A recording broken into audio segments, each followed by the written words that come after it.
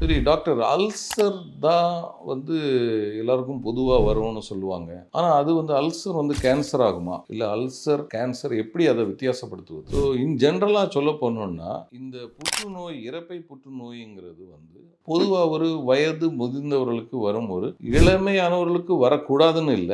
இன் ஜெனரலா ஒரு 100ல ஒரு 90, 95% பேர பார்த்தீங்கன்னா, அவங்க ஒரு 5த் ஆர் 6த் டிகேட் அந்த மாரி வந்து இருப்பாங்க. ஸோ அல்சர் என்று சொன்னாலே ஒரு வலி. அது இன்டர்மிட்டன்ட்டா இருக்கும். கொஞ்ச நாள் இருக்கும். அதுக்கப்புறம் கொஞ்சம் நார்மலா இருக்கும். ஸோ இந்த மாரிப்பட்ட வேறுபாடுகள் இருக்கும். சிலருக்கு பார்த்தீங்கன்னா, நாக்டர்னல் பெயின் இருக்கும். அதாவது தூங்கிட்டு இருக்கும்போது திடீர்னு வலிக்கும். சிலருக்கு வயிறு எம்ப்டியா இருக்கும்போது பயங்கரமா வலி இருக்கும். சாப்பிட்டா கொஞ்சம் பெட்டர் ஆயிடும். இந்த மாரி அறிகுறிகள் தென்படும். ஸோ எப்போ நம்ம இரைப்பை புற்றுநோயை வந்து சந்தேகப்படணும் அப்படின்னா, ஸோ ஒரு அன்எக்ஸ்பிளைன்ட் லாஸ் ஆஃப் ஆப்பிடைட். ஒரு சாப்பாடு சாப்பிடும்போது ஒரு வெறுப்பு. இது எதுக்கு சாப்பிடணும்னே தெரியல. அந்த மாரி சிலர் சொல்லுவாங்க. அது சாப்பாட பார்த்தாலே எனக்கு வெறுப்பா இருக்கு. அதே மாதிரி வெயிட் லாஸ். இன் ஜென்ரலா அந்த பினைன் அல்சர் டிசீஸ்ல வெயிட் லாஸ் வராது.